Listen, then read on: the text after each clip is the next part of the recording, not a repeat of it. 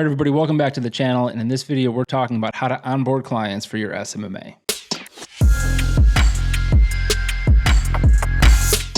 Hey everybody, David Schley's back here again with Two Guys Build a Biz on YouTube, the best place on YouTube for anything related to starting, growing, or scaling your business online. If those topics are relevant to you, why not subscribe to the channel? And don't forget to hit bell notifications to be notified the next time that we post a free piece of content just like this one. We do have one request, and that is that if you find this video valuable, why not hit the like button? It really helps out the channel, and it also helps your fellow agency owners discover pieces of valuable content just like this one. That way they can get the same value out of it that you did. So in this video, we're going to talk about one of the most important parts of running an agency, but one of the most overlooked parts of running an agency. Yep, we're talking about onboarding clients for your SMMA. The reality is that most people get so excited about closing a client that they don't focus on the most important part, which is the experience that that client has when they first start doing business with your agency. That is the definition of onboarding. Onboarding is taking a client from a signed contract and a signed deal into doing business and becoming a part of your client base. It's also the first impression that your clients are going to have with your agency, and it can really make or break the engagement.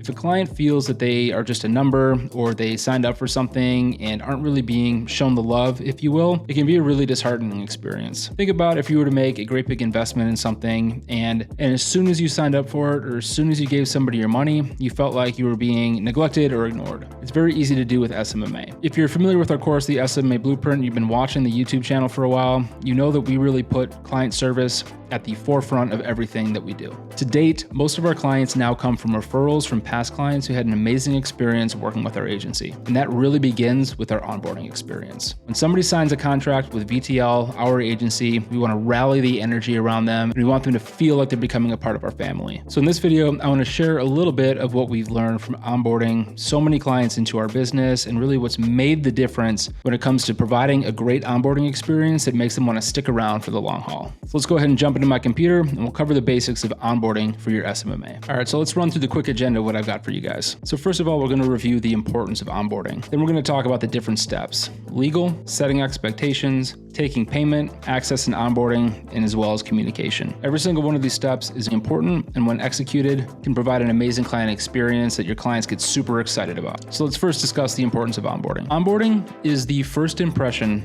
that your clients are going to have when doing business with your agency. And it's in your best interest to make sure that that is a good first impression. Most agency owners and most gurus on YouTube talk about sales. They talk about getting clients. They talk about closing clients that pay you the most per month. But when you do the math, the most valuable client to your agency is the client that stays with you the longest. I've seen so many agency owners churn out because all they do is focus on closing clients at $10,000 per month or more, and they don't actually focus on keeping those clients around. And it all begins with onboarding. You can have a client that is going to be your number one client who's amazingly excited about doing business with your agency, but if you fumble onboarding and you don't make it seem like you know what you're doing or that you care about them, they can be the first out the door. So onboarding really sets the expectation of what they can expect in the coming months of doing business with you. Think about this for a second. Major tech companies like Salesforce, HubSpot, even Loom, Apple, all focus on onboarding. Think about when you buy a new Apple product and you unbox it. That's onboarding you into the Apple ecosystem. When you think about you starting up your Mac for the first time, if you are a Mac user, and there's an interface that begins, and it's fun, it's playful,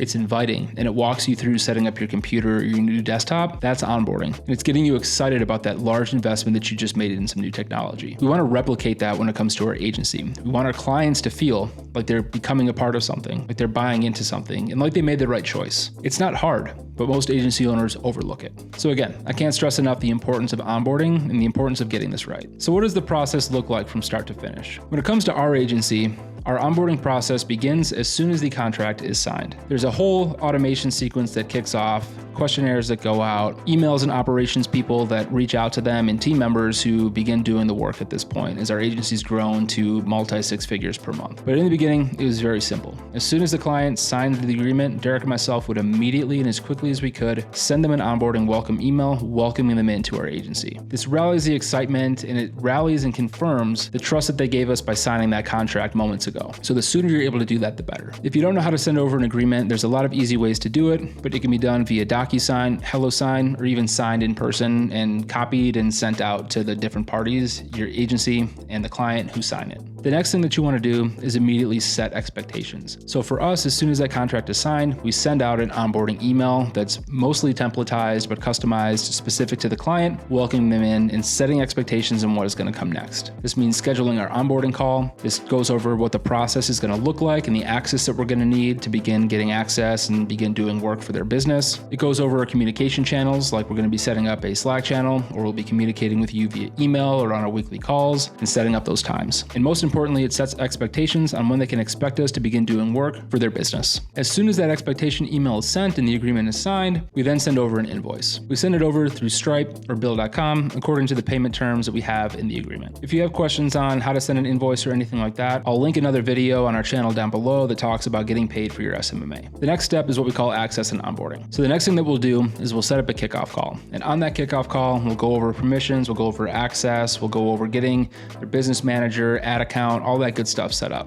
Now, there are a lot of gurus out there that will argue that you can handle all of this with a templatized form. If you just send them over a questionnaire, they can provide all of this access and you'll be good to go. Now, to be honest with you, we don't really subscribe to that. While we do have questionnaires and we do have onboarding documents that we send over that we ask for them to begin filling out, we find that the onboarding is best handled hand to hand. This way we can answer any questions that they have, get over any hurdles, and the client doesn't end up getting frustrated. In working with hundreds of clients at this point, we've noticed that the onboarding and the provision of access to different ad accounts, funnels, social accounts can actually be kind of a frustrating point for clients. So what we've realized is if we do this over a quick 30-minute call, it saves them a ton of time. Oftentimes it'll take them several hours to get us access if they do it on their own. And it's a great way for us to build trust and build authority by us showing them that we know what we're doing. So they give us all of this over a 30-minute call and we're off to the races and we can begin doing the work that we need to do. The reality is that your clients are trying to outsource this to you. They hired you for a reason. And by you sending them a long checklist of steps to do, makes it feel like them doing your job for you. So by doing this over a quick 30-minute call, it's a great way to build trust and for them to feel like they're already getting value out of the engagement before you even really get started. Now, as soon as you have access to everything, the next thing that you want to do is set up your communication channels. We're big users of Slack. Most of our clients are on Slack at this point. If you aren't familiar with Slack, it's basically just a group chat where you, all the stakeholders for your clients, as well as all of your team members can all chat in one group area. It saves a lot of email threads and back and forth and can really become a major time savings. However, not every client is going to be tech savvy enough or be on Slack. In those cases, it's best that you just use email, text, or phone calls. We like to set up a weekly chat with our clients where we can quickly review the progress, what's been done, and answer any questions that they have, as well as strategize on new ideas. This also gives us a quick 15 to 30-minute chat each week